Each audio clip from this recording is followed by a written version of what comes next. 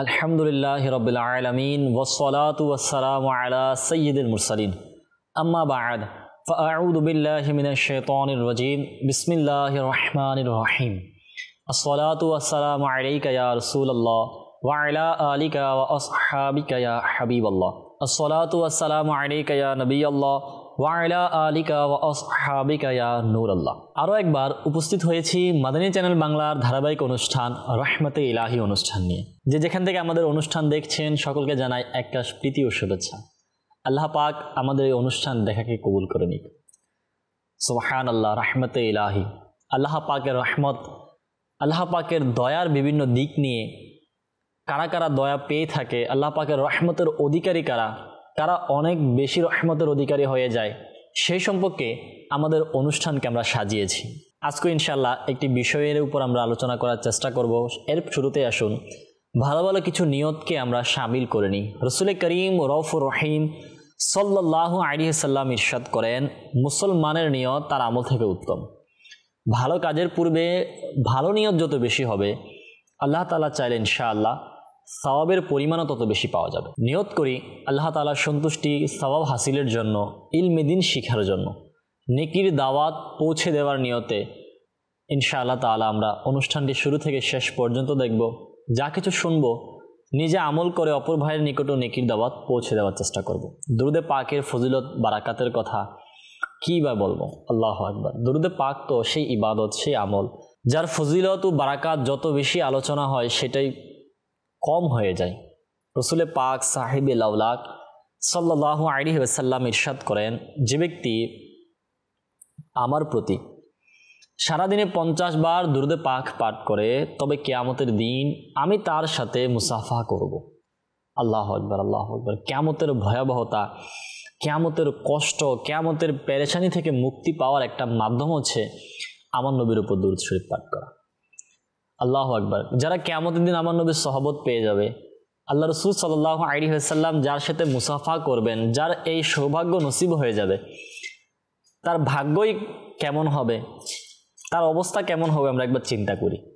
যদি আমরাও চাই সেই সৌভাগ্য পাওয়ার জন্য, তাহলে আমাদের উচিত হচ্ছে দুরুদে পাক পাঠ করা। কিবলা আমির আহলে সুন্নাত দামাত বারাকাতুহুল আলিয়া 72 নেক আমল পুস্তিকার মধ্যে দৈনিক কমপক্ষে 313 বার দুরুদে পাক পাঠ করার জন্য উৎসাহ দিয়েছেন। নিয়ত করে ইনশাআল্লাহ মৃত্যুর আগ পর্যন্ত দৈনিক কমপক্ষে 313 বার দুরুদে পাক পড়ব ইনশাআল্লাহ। আল্লাহ পাক আমাদেরকে তৌফিক দান করুক। আসুন একবার মোহাব্বত ভালোবাসা নিয়ে দুরুদে পাক পড়ি। সল্লু আলাল হাবিব সাল্লাল্লাহু তাআলা আলা মুহাম্মদ সাল্লাল্লাহু আলাইহি ওয়াসাল্লাম। আল্লাহ পাকের রহমত অপরিসীম। সুবহানাল্লাহ। দুনিয়ার যে প্রান্তে তাকাই না কেন আল্লাহ পাকের রহমত, নেককার হোক কিংবা গুনাহগার, আল্লাহর ওলি হোক কিংবা সাধারণ মানুষ, পুরুষ কিংবা মহিলা, যাকেই আমরা বলি না কেন সকল মানুষই আল্লাহ পাকের রহমতের কারণে দুনিয়ায় বেঁচে রয়েছে। হ্যাঁ, আল্লাহ পাকের দয়া ব্যতীত, আল্লাহ পাকের অনুগ্রহ ব্যতীত মানুষ এক দানা রিজিকও খেতে পারবে না। এটাই আল্লাহ পাকের দয়া। আল্লাহ পাক রব্বুল আলামিন নিজের দয়ার মাধ্যমে পুরো দুনিয়াকে সজীব রেখেছেন। গাছপালা বলি, পশু পাখি বলি, বন জঙ্গল বলি, সমুদ্র নদী পাহাড় পর্বত বলি, সব কিছুই আল্লাহ পাকের রহমতের একটি অংশ। যদি আমরা চিন্তা করি গাছপালা, বৃক্ষ তরুলতা, এগুলো যদি না থাকে অক্সিজেন সরবরাহ বন্ধ হয়ে যাবে। অক্সিজেন সরবরাহ বন্ধ হয়ে যাবে, মানুষ অক্সিজেন না পাওয়ার কারণে মৃত্যুর নিকটবর্তী হয়ে যাবে, কারণ অক্সিজেন ব্যতীত বাঁচা সম্ভব নয়। দুনিয়া থেকে যদি সমস্ত পানির যে ভান্ডার যেগুলো রয়েছে, নদী, সমুদ্র বা স্থলভাগের নিচে যে পানি রয়েছে, মাটির নিচে, ওই পানি যদি শুকিয়ে যায় মানুষ পানি ছাড়া বাঁচতে পারবে না। তো এগুলো আল্লাহ পাকের রহমত। যদি রহমতের আলোচনা করা হয় ঘন্টার পর ঘন্টা শুধু রহমতের ব্যাপারে আলোচনা করা যাবে, দিনের পর দিন চলে যাবে, রহমতের বর্ণনা শেষ হবে না। আল্লাহ পাকের রহমত এমন। আমরাও দোয়া করি আল্লাহ পাকের রহমত যেন আমাদের উপর বর্ষিত হয়। আল্লাহ পাক যেন তার প্রিয় মাহবুব সাল্লাল্লাহু আলাইহি ওয়াসাল্লামের ওসিলায় আমাদেরকে রহমত দান করে। আজকে শুনবেন ইনশাআল্লাহ আমাদের অনুষ্ঠান রহমতে ইলাহিতে যে আল্লাহ পাকের যারা নেক বান্দা রয়েছে, যারা আল্লাহর ওলি বা আল্লাহর নেক বান্দা, আল্লাহর পছন্দনীয় বান্দা, আল্লাহর নেক বান্দাদের প্রতি যে আল্লাহ পাকের যে রহমত রয়েছে সেগুলো কেমন। আল্লাহ পাক তাদেরকে তাদের নেকির কারণে তাদের ইবাদত ও রিয়াজতের কারণে কেমন সম্মান দিয়েছেন, কেমন দয়া তাদের উপর করেছেন এই সম্পর্কে। আল্লাহু আকবার। আর আল্লাহর নেক বান্দারাও রহমত পাওয়ার জন্য তারা কেমন কেমন ইবাদত, কেমন নেক আমল করেছেন সেগুলো সম্পর্কে আমরা জানব। বর্ণিত রয়েছে, ঈসা বিন মুহাম্মদ মুগিস কারশি রহমাতুল্লাহ আলাইহি বর্ণনা করেন যে যখন তার বয়স 90 বছরে উপনীত হয়েছিল, তিনি বলেন, আমি একটি বস্তিতে উম্মে ইমাম নামক কূপের পাশে তরমুজ, শসা ও কুমড়ার চাষ করেছি। যখন ক্ষেত প্রস্তুত হয়ে গেল আর কাটার সময় নিকটবর্তী হলো, তখন উটের মূল্য সমপরিমাণ খরচের জন্য প্রায় 120 দিনার ঋণগ্রস্ত ছিলাম। আমি এই দুঃখ নিয়ে বসেছিলাম। তখন ইমাম মুসা কাজেম রহমাতুল্লাহ আলাইহি তাশরিফ আনলেন আর সালাম করার পর জিজ্ঞাসা করলেন, তোমার কি অবস্থা? আমি বললাম, আমি নষ্ট হয়ে যাওয়া ফলের ন্যায় রয়ে গেলাম। পঙ্গপাল আক্রমণ করে পুরো ক্ষেতকে শূন্য করে দিয়েছে। হযরত ইমাম মুসা কাজেম রহমাতুল্লাহ আলাইহি ইরশাদ করলেন, তোমার ঋণ কত রয়েছে, পরিমাণ কত? আরজ করলেন, 2টি উটের মূল্য সহ 120 দিনার আমার কর্জ রয়েছে। ইমাম মুসা কাজেম রহমাতুল্লাহ আলাইহি বললেন যে, হে উরফা, আবু মুগিসকে 150 দিনার দাও। আর বললেন, আমি তোমাকে 30 দিনার অতিরিক্ত 2টি উট লাভ দিচ্ছি। আমি বললাম, হে পবিত্র সত্তা, বরকত সম্পন্ন, ভিতরে তশরিফ আনুন আর এতে আমার জন্য দোয়া করে দিন। ইমাম মুসা কাজেম রহমাতুল্লাহ আলাইহি ভিতরে তশরিফ নিয়ে দোয়া করলেন। এরপর ঈসা বিন মুহাম্মদ মুগিস কারশি রহমাতুল্লাহ আলাইহিকে একটি হাদিসে পাক শোনালেন যে রাসূল পাক সাল্লাল্লাহু আলাইহি সাল্লাম ইরশাদ করেন, বিপদ থেকে মুক্তি পাওয়া জিনিসের যত্ন নাও। অতএব ইমাম ঈসা বিন মুহাম্মদ মুগিস কারশি রহমাতুল্লাহ আলাইহি উটগুলোকে খেতে লাগিয়ে দিলেন ও খেতে সেচ দিলেন। আল্লাহ পাক ওই ক্ষেতের মধ্যে এমন বরকত দান করলেন, ফসল অনেক ভালো হলো আর তা থেকে কিছু ফসল বিক্রি করে 10,000 দিনার উপার্জন করলেন। প্রিয় মাদানী চ্যানেল দর্শকবৃন্দ, শুনলেন তো আপনারা ইমাম মুসা কাজেম রহমাতুল্লাহ আলাইহি কেমন আল্লাহ পাকের নেক বান্দা ছিলেন। নবী পাক সাল্লাল্লাহু আলাইহি সাল্লামের কোনো উম্মত যখন পেরেশানিতে ছিল, তখন তার পেরেশানি দূর করার জন্য তিনি স্বয়ং উপস্থিত হয়ে গেলেন। আল্লাহু আকবার। আল্লাহ পাক ইমাম মুসা কাজেম রহমাতুল্লাহ আলাইহির প্রতি কেমন দয়া করেছেন। উনি অনেক নেককার ছিলেন। ওনার ইবাদত, ওনার ন্যায় পরায়ণতার একটি ঘটনা আমরা শুনেছি। ঋণ তিনি কিভাবে পরিশোধ করেছেন আরেকজন ব্যক্তির, তাই কিভাবে সাহায্য করেছেন। এই আল্লাহর নেক বান্দার প্রতি আল্লাহ পাকের কেমন রহমত ছিল, কেমন দয়া ছিল। অনেকগুলো দয়ার মধ্যে এটি একটা ছিল যে কোটি কোটি শাফিদের ইমাম মুহাম্মদ বিন ইদ্রিস শাফি রহমতুল্লাহ আলাইহি বলেন যে ইমাম মুসা কাজেম রহমতুল্লাহ আলাইহির মাজার শরীফে উপস্থিত হয়ে দোয়া করাটা কবুল হওয়ার ব্যাপারে পরীক্ষিত হয়েছে। হাম্বলি ফিখে অনেক বড় ইমাম খাল্লাল রহমতুল্লাহ আলাইহি বলেন যে আমি যখনই কোনো গুরুত্বপূর্ণ বিষয়ে সম্মুখীন হতাম, আমি হজরত ইমাম মুসা কাজেম রহমতুল্লাহ আলাইহি এর নুরানি মাজার শরীফে হাজির হয়ে তার ওসিলায় দোয়া করতাম, আল্লাহ পাক আমার বিপদ আপদ দূর করে আমার উদ্দেশ্যকে পূরণ করে দিন। আলা হজরত রহমতুল্লাহি তাআলা আলাইহি এর পিতা মাওলানা নকি আলী খান রহমতুল্লাহ আলাইহি ফাজাইলে দোয়া এই কিতাবের অধ্যায়ে সেই মুবারক স্থান যেখানে দোয়া কবুল হয়ে থাকে, এতে 36 নং স্থানে ইমাম মুসা কাজেম রহমতুল্লাহ আলাইহির মাজার মুবারকের নাম লিখেছেন।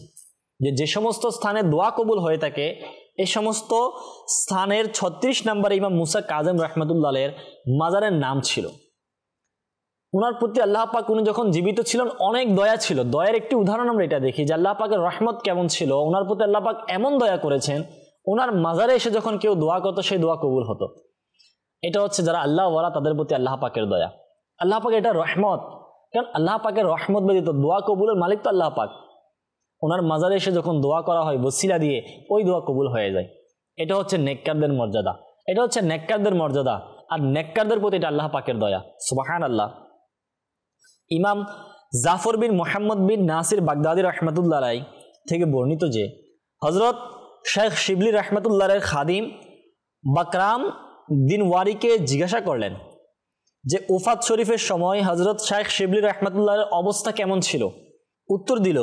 তিনি বললেন, এক ব্যক্তি দিরহাম আমার দায়িত্বে রয়েছে, যেগুলো জুলুমের রাস্তা থেকে আমার নিকট এসে গিয়েছিল, অথচ আমি সেগুলোর মালিকের পক্ষ থেকে হাজারো টাকা সদকা করে দিয়েছি, কিন্তু সবচেয়ে বেশি আমার এটা চিন্তা হচ্ছে। এরপর বললেন, আমাকে নামাজের জন্য ওযু করিয়ে দাও। খাদিম বলল, আমি ওযু করিয়ে দিলাম, কিন্তু দাড়ি খিলাল করতে ভুলে গেলাম। আর যেহেতু তিনি ওই সময় কথা বলতে পারছিলেন না, এজন্য আমার হাত ধরে নিজের দাড়িতে প্রবেশ করিয়ে দিলেন। এরপর তিনি ইন্তেকাল করলেন। এটা শুনে ইমাম জাফর রাহমাতুল্লাহ আলাইহি কান্না করতে লাগলেন আর বলতে লাগলেন, তোমরা এমন ব্যক্তির ব্যাপারে কি বলবে যার জীবনের শেষ মুহূর্ত শরীয়তের কোনো আদব বর্জন হয়নি। মূলত তিনি রাসূল পাক সাল্লাল্লাহু আলাইহি সাল্লামের সেই সুন্নতে মুবারাকা অর্থাৎ দাড়ি খিলাল শরীফের উপর আমল করেই দুনিয়া থেকে বিদায় নিয়েছেন। আল্লাহু আকবার। প্রিয় ইসলাম ভাইরা, শুনলেন তো ইমাম শেখ শিবলি রাহমাতুল্লাহ আলাইহির প্রতি আল্লাহ পাকের এটাও একটা দয়া ছিল যে তিনি রাহমাতুল্লাহ আলাইহি দুনিয়া থেকে বিদায়ের মুহূর্তে যখন তার ইন্তেকাল হচ্ছিল, ইন্তেকালের পূর্ব মুহূর্তেও তিনি সুন্নতের উপর আমল করেছেন। এটার কারণ এটাও হতে পারে যে তিনি সুন্নতের পাবন ছিলেন। আল্লাহ পাকের দয়া এই জন্য নসিব হয়ে গিয়েছে। মৃত্যুর আগ মুহূর্তেও তিনি রাহমাতুল্লাহ আলাইহি সুন্নতের উপর আমল করেছেন। কিন্তু আমরা চিন্তা করি, আমরাও আল্লাহ পাকের দয়া পেতে চাই, কিন্তু দয়া পাওয়ার জন্য কোন সুন্নতের উপর আমরা আমল করে থাকি? যদি দেখা যায় সুন্নতের আমলের যে মন মানসিকতা আমাদের বর্তমান সমাজে আমাদের থেকে চলেই গিয়েছে। খুব কম মুসলমান পাওয়া যাবে যারা রাসূল পাক সাল্লাল্লাহু আলাইহি সাল্লামের বরকতময় সুন্নতের উপর আমল করে। আচ্ছা, অনেকে যদিও আমল করে কিন্তু পরিপূর্ণ আমল করতে পারে না। অনেকের আমলের মধ্যে ঘাটতি থাকে, শরীয়তের নিয়ম অনুযায়ী আমল করতে পারে না। এমন পরিবেশ হয়ে গিয়েছে আমাদের সমাজে, আমরা আমাদেরকে এমন বানিয়ে নিয়েছি, সুন্নত থেকে অনেক দূরে চলে যাচ্ছি। এখন তো এমন পরিবেশ হয়ে যায়, যদি কেউ সুন্নতের উপর আমল করে তাকেই মনে হয় অন্যরকম ব্যক্তি, যে তিনি হয়তো আরব শরীফ থেকে এসেছেন, তিনি হয়তো আরবি, এমন মনে হয়ে যায়। কেন? কারণ আমরা সুন্নতে অভ্যস্ত হচ্ছি না বা অভ্যস্ত নই। পূর্বে থেকে আমাদের পরিবেশটা এমন হয়ে গিয়েছে যে আমরা সুন্নতের আমলের যে মন মানসিকতা, যেটা আমাদের থেকেও চলে গিয়েছে। কেউ সুন্নতের উপর আমল করলে তাকে আমরা আর চোখে দেখি, কিন্তু সুন্নতের উপর যদি আমল নসিব হয়ে যায়, আল্লাহু আকবার, তাহলে তো মৃত্যুর সময় হয়তো সুন্নতের উপর আমল করতে করতে মারা যাব। রাসূল পাক সাল্লাল্লাহু আলাইহি সাল্লামের সুন্নত মিসওয়াক করা, যে ব্যক্তি মিসওয়াক করবে তাহলে তার ঈমান সহকারে মৃত্যু বরণ করার সম্ভাবনা রয়েছে, কিতাবের মধ্যে আসছে। এখন এই সুন্নতের উপর আমরা আমল করি না কেন? এই সুন্নতের উপর তো আমল করা যায়। ইমামা শরীফ রাসূল পাক সাল্লাল্লাহু আলাইহি সাল্লামের সুন্নত, তেল লাগানো আমার নবীর সুন্নত, এরকম অসংখ্য সুন্নত রয়েছে যেগুলো আমরা আমল করি না, যেগুলো আমাদের থেকে আমলের অনেক ঘাটতি হয়ে যাচ্ছে। যুগ যত আপডেট হচ্ছে আমরা ততই লাক্সারিয়াসের জীবনযাপনকে নিজেদের জন্য আমরা এটাকে একদম বাস্তবায়ন করে নিচ্ছি। সময় অনুযায়ী নিজেদের জীবনযাপন, নিজেদের আমাদের পরিবেশটাকে আমরা ওইরকম বানিয়ে নিয়েছি যে সুন্নতের আমলের মন মানসিকতা হলেও ওই পরিবেশে আমলই করা যায় না, কারণ আমরা আমাদের পরিবেশ কেমন বানিয়ে নিয়েছি। কিন্তু যদি আমি রহমত পেতে চাই আল্লাহ পাকের, আল্লাহ ওয়ালার যেমন রহমত পেয়েছেন, তাহলে সুন্নতের উপর আমল করতে হবে। মিসওয়াকের যে সুন্নত রয়েছে, খাবার খাওয়ার সুন্নত রয়েছে, ঘুমানোর সুন্নত রয়েছে, জুতা পরিধান করার সুন্নত আদব রয়েছে, মসজিদে প্রবেশ করার সুন্নত আদব রয়েছে, তেল লাগানোর সুন্নত আদব রয়েছে, সুরমা লাগানোর সুন্নত আদব রয়েছে, চিরুনি ব্যবহারের সুন্নত আদব রয়েছে, আয়না দেখারও সুন্নত আদব রয়েছে, অসংখ্য সুন্নত আদব রয়েছে। এগুলোর উপর আমাদেরকে আমল করতে হবে। আল্লাহ চাইতো ইনশাআল্লাহ যদি আমরা সুন্নত কারিমার উপর আমল করতে পারি, আল্লাহ পাকের রহমত, আল্লাহ পাকের দয়া আমাদের নসিব হয়ে যাবে। শুনছিলাম নেককার বান্দাদের প্রতি আল্লাহ পাকের রহমতের ব্যাপারে, সুবহানাল্লাহ। বর্ণিত রয়েছে এক বুজুর্গ রাহমাতুল্লাহ আলাইহি তার ভাইয়ের আটার দোকানে গেলেন এবং তার ভাইকে সালাম দিয়ে সেখানে বসে পড়লেন। সালামের জবাব দেওয়ার পর তার ভাই তাকে বললেন, আপনি এখানে বসুন আর আমার দোকানটির প্রতি একটু লক্ষ্য রাখবেন, আমি একটি জরুরি কাজ সেরে আসছি। সে বুজুর্গ রাহমাতুল্লাহ আলাইহি দোকানে বসা ছিলেন, এমন সময় তিনি বাজারে কিছু দরিদ্র লোককে দেখলেন। সে বুজুর্গ রাহমাতুল্লাহ আলাইহি তাদেরকে ডেকে তাদের মাঝে আটা বন্টন করে দিলেন বিনামূল্যে। এমনকি এক পর্যায়ে দোকানের সব আটা তাদের মাঝে বন্টন করে দিলেন। যখন তার ভাই এসে এই অবস্থা দেখলেন, তখন জিজ্ঞাসা করলেন, আটা কোথায়? ওই বুজুর্গ রাহমাতুল্লাহ আলাইহি বললেন, আমি তো সেগুলো গরিবদের মাঝে বন্টন করে দিয়েছি। এই কথা শুনে তিনি বললেন, ভাই আপনি তো আমাকে নিঃস্ব করে দিলেন। ভাইয়ের এ কথা শুনে তিনি সেখান থেকে উঠে মসজিদে গিয়ে আল্লাহ পাকের ইবাদতে মগ্ন হয়ে গেলেন। দোকানদার ভাই যখন তার টাকার বক্স খুললেন তখন এটা দেখে হতভম্ব হয়ে গেলেন যে তার সেই টাকার বাক্স দিরহামের মধ্যে পরিপূর্ণ ছিল। হিসেব করে দেখলেন 1 দিরহামের বিনিময়ে 70 দিরহাম লাভ হয়েছে। তিনি মনে মনে ভাবতে লাগলেন, নিশ্চয় আমার ভাইয়ের বরকতে এসব হয়েছে। কয়েকদিন পর সেই দোকানদার ভাই ওই বুজুর্গ রাহমাতুল্লাহের কাছে আসলেন এবং সালাম করলেন। সালামের উত্তর দেওয়ার পর সেই বুজুর্গ রাহমাতুল্লাহ আলাইহি জিজ্ঞেস করলেন, ভাই কিভাবে আসলেন? তিনি বললেন, ভাইজান, আগামীকাল আপনি যদি কিছু সময়ের জন্য আমার দোকানে তাশরিফ আনতেন তাহলে এটি আমার জন্য সৌভাগ্যের বিষয় হতো। আল্লাহু আকবার। ওই বুজুর্গ রাহমাতুল্লাহ আলাইহি বললেন, তুমি এই কথা বলার কারণ হলো সেদিন তোমার অনেক লাভ হয়েছিল। এখন আমি তোমার দোকানে আসব না এবং এই ধরনের ঘটনা প্রতিবারই হয় না। এতে আমার কোনো কৃতিত্ব নয়, এটা আল্লাহ পাকের দয়া, আল্লাহ পাকের রহমত তার উপর বর্ষিত হোক, আর আল্লাহ পাক তার সাদকায় আমাদেরকেও ক্ষমা করুক। মাদানী চ্যানেল দর্শকবৃন্দ, এই ঘটনা থেকে আমাদের জন্য শিক্ষা রয়েছে। ওই আল্লাহওয়ালার ব্যক্তির প্রতি আল্লাহ পাকের কেমন দয়া ছিল।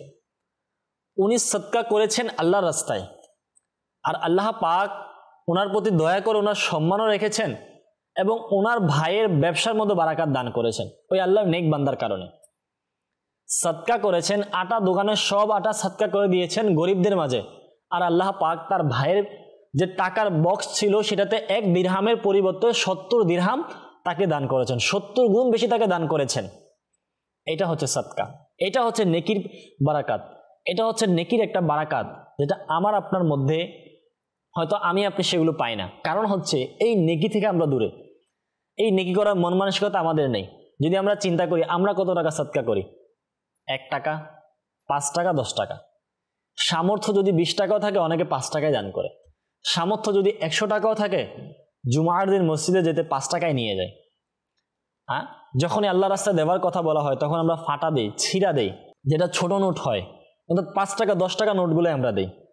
সামর্থ্য অনুযায়ী যদি আমি আল্লাহ রাস্তায় দান করতে পারি, আল্লাহু আকবার, ওটা তো আমার আখিরাতের জন্য গচ্ছিত হয়ে যাচ্ছে। দুনিয়ার ব্যাংক, দুনিয়ার যেখানেই আপনি সিন্ধুকে রাখেন ওই টাকা চুরি হয়ে যাওয়ার সম্ভাবনা, ডাকাতি হওয়ার সম্ভাবনা, পুড়ে যাওয়ার সম্ভাবনা, পানিতে ভেসে যাওয়ার সম্ভাবনা, নষ্ট হয়ে যাওয়ার সম্ভাবনা।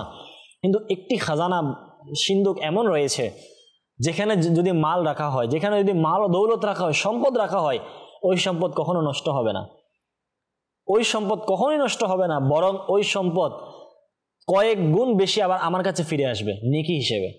সেটা হচ্ছে সদকা। সদকা আমি দুনিয়াতে দান করলাম, আখিরাতে আমার জন্য জমা হচ্ছে, জান্নাতে আমার জন্য নেকি বৃদ্ধি হচ্ছে, জান্নাতে আমার মাকাম বৃদ্ধি হচ্ছে, আখিরাতে আমার জন্য নেকি ভান্ডার হচ্ছে, যে নেকির মাধ্যমে আমি জান্নাত পেতে পারবো। সেটা হচ্ছে সদকা। সদকা এমন নেকি যেটা বান্দাকে কবরের আযাব থেকে রক্ষা করবে। সদকা তো আযাব থেকে বাঁচার ঢাল। হ্যাঁ, সদকাকারী ব্যক্তি ঈমান সহকারে দুনিয়া থেকে যাবে। সদকার এমন বারাকাত রয়েছে, আর সে ছায়াতুল নসিব হবে সদকার কারণে, জান্নাতের উচ্চ মাকাম পাবে। সদকা করা, আমরা সদকা করার মন মানসিকতা করি, দান খয়রাত করার মন মানসিকতা তৈরি করি, ইনশাআল্লাহ তাআলা আমরা আল্লাহ পাকের রহমতের অধিকারী হয়ে যাব। রহমতে ইলাহি আল্লাহ যদি চায় আমাদের নসিব হয়ে যাবে। আল্লাহু আকবার। প্রিয় আকা সাল্লাল্লাহু আলাইহি সাল্লাম ইরশাদ করেন, আল্লাহ পাক একজন নেককার মুসলমানের কারণে তার আশেপাশের 100টি ঘর থেকে বিপদ আপদকে দূর করে দেন। নেককারদের প্রতি এটাও দয়া আল্লাহ পাকে, যে তার ওই নেককার বান্দার কারণে আল্লাহ পাক তার ঘরের আশেপাশের 100টি ঘরের বিপদ আপদকে দূর করে দেন। অথবা রাসূল পাক সাল্লাল্লাহু আলাইহি সাল্লাম এই আয়াতে মুবারাকাত তিলাওয়াত করলেন, কানজুল ঈমান থেকে অনুবাদ। আর আল্লাহ যদি এককে দিয়ে অপরকে প্রতিহত না করে থাকেন তবে পৃথিবী অবশ্যই ধ্বংস হয়ে যাবে। আল্লাহু আকবার। এটা থেকে বোঝা গেল যে আল্লাহ পাক নেককারদের কারণেও অনেক সময় গুনাহগারদের প্রতি দয়া করে। হ্যাঁ, নেককারদের নেকির কারণে, নেককারদের উপর দয়া করার কারণে অনেক সময় গুনাহগাররা বেঁচে যায়। তাই আমাদেরকে নেকি করতে হবে। আল্লাহু আকবার। যারা নেককার হয়, আল্লাহ ওয়ালা হয়, যারা নেকির কাজে লেগে যায়, নেকির মাধ্যমে নিজের জীবনকে অতিবাহিত করে, তাদের জীবন ব্যবস্থা কেমন হয়? দুনিয়াতেও সম্মানিত হয়, আখিরাতেও সম্মানিত হয়। সাবিত বুনানী রাহমাতুল্লাহ সে ঘটনা আমরা অনেকেই জানি। সাবিত বুনানী রাহমাতুল্লাহ প্রত্যেক দিন কোরআন পাক খতম করতেন, নামাজ আদায় করতেন। তিনি আল্লাহ পাকের কৃতজ্ঞতা জ্ঞাপন করতে গিয়ে বলেন যে আমি জামে মসজিদের প্রত্যেকটি স্তম্ভের সামনে কোরআনে পাক খতম করেছি, নামাজ আদায় করেছি। যখনই মসজিদের পাশ দিয়ে যেতেন তিনি 2 রাকাত তাহিয়াতুল মসজিদে নামাজ পড়তেন। ওনার মৃত্যুর পর যখন দাফন করা হচ্ছে, তখন যখন ইট কবরে পড়ে গেল, লোকজন যখন সেই ইট নেওয়ার জন্য ঝুঁকলো, দেখলো যে সাবিত বুনানি, যাকে কিছুক্ষণ পূর্বে দাফন করা হয়েছে, তিনি কবরে দাঁড়িয়ে দাঁড়িয়ে নামাজ পড়তেছেন। আল্লাহু আকবার। এবং কিতাবে এটাও আসছে, সাবিত বুনানি রাহমাতুল্লাহ আলাইহির কবরের পাশ দিয়ে যখন মানুষ যেত, তার কবরের ভিতর থেকে কোরআনে পাকের তিলাওয়াতের আওয়াজ আসতো। এটা হচ্ছে নেককারদের প্রতি আল্লাহ পাকের দয়া। কেমন একটা আল্লাহ পাকের দয়া নসিব হয়ে গেল। আমার আপনার বেলা যদি হতে পারে, হতে তো পারে। মনে রাখবেন, আল্লাহ পাকের দয়া সবার প্রতি রয়েছে, আল্লাহ পাকের দয়া অপরিসীম রয়েছে। কিন্তু আমার আপনার অবস্থা এমন, আমরা আল্লাহ পাকের দয়া যে পাবো সেই মাধ্যম আমরা তালাশ করছি না। আল্লাহ পাকের দয়ার যে রাস্তা রয়েছে সেই রাস্তায় আমরা যাচ্ছি না। সেই রাস্তা হচ্ছে নেকির রাস্তা। যদি নেককার হতে পারি, আমরা নেকির কাজ করতে পারি, দয়া অপরিসীম পাওয়া যায়। নেকির কাজের মধ্যে যদি আমরা লেগে যাই, আল্লাহ চাইতে ইনশাআল্লাহ নেকির করার কারণে আল্লাহ পাক আমাদের প্রতি রহমত দান করবেন। একটি নেকি নিয়ে, নামাজ। যে ব্যক্তি নামাজ পড়বে তার বিপদ আপদ দূর হয়, পেরেশানি দূর হয়। নামাজের মধ্যে শিফা রয়েছে, নামাজের মধ্যে বারাকাত রয়েছে। নামাজ আদায়কারী ব্যক্তির ঘর থেকে বিপদ আপদ দূর হয়ে যায়, শয়তান দূরীভূত হয়। একটি ইবাদত, একটি নেকির মাধ্যম, একটি নেকির কাজ, ওই নামাজের কারণে যদি আল্লাহ পাকের এত রহমত, এত দয়া অর্জিত হতে পারে, যদি আমরা নেকির অসংখ্য কাজ করি, তাহলে আমাদের উপর আল্লাহ পাকের কেমন রহমত পাওয়া যাবে। এমনিতে তো অনেক রহমত পাচ্ছি আমরা, আল্লাহ পাকের রহমতের কারণে বেঁচে রয়েছি। আর যদি নেকির কাজের মধ্যে আমরা লেগে যেতে পারি, তাহলে তো অবস্থা কেমন হবে, সোনাই সোহাগা। আল্লাহু আকবার। আল্লাহ পাক আমাদেরকে নেকি করার তৌফিক দান করুক। নেককার বান্দারা, আল্লাহর ওলিরা যেভাবে নেকি করে, আল্লাহ পাককে সন্তুষ্ট করে, নেকির কাজ করে রহমতের অধিকারী হয়েছেন, আল্লাহ পাক আমাদেরকেও তেমন তৌফিক দান করুক। আল্লাহর ওলিদের জীবনে যদি আমরা পাঠ করি, সাহাবায়ে কেরামের জীবনী পড়ে যদি, সমস্ত আম্বিয়ায়ে কেরাম, স্বয়ং আমাদের নবী সাল্লাল্লাহু আলাইহি সাল্লামের জীবনে যদি আমরা অধ্যয়ন করে, দেখতে পাবো আমরা, আল্লাহু আকবার, আমার নবী কেমন নেকি করতেন, কেমন ইবাদত করতেন। ওই ইবাদত করে উম্মতকে শিক্ষা দিয়েছেন যে আল্লাহ পাকের রহমত যদি পেতে চাও, তাহলে ইবাদতে লেগে যাও।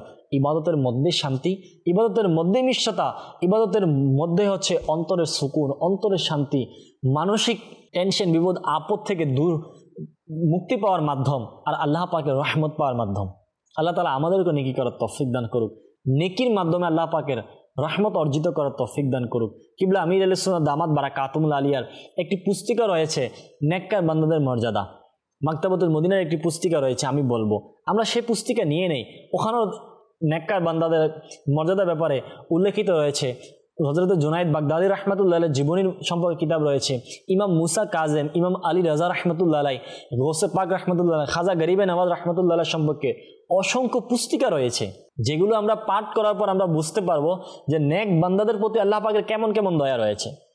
হুজুর গৌসে পাক, খাজা গরিবে নওয়াজ, আলা হযরত ইমাম মুসা কাজেম, জুনায়েদ বাগদাদী রাহমাতুল্লাহ আলাইহি, হাসান বসরি রাহমাতুল্লাহ আলাইহি সহ যে সমস্ত আল্লাহর নেক বান্দাদেরকে আমরা জানি এবং যাদের নামও অনেককে আমরা জানি না, আবু বকর শিবলি রাহমাতুল্লাহ আলাইহি, ইব্রাহিম বিন আদম রাহমাতুল্লাহ আলাইহি, ওনাদের জীবনে যদি আমরা পাঠ করি তাহলে বুঝতে পারবো যে নেককারদের প্রতি আল্লাহ পাকের দয়া কেমন।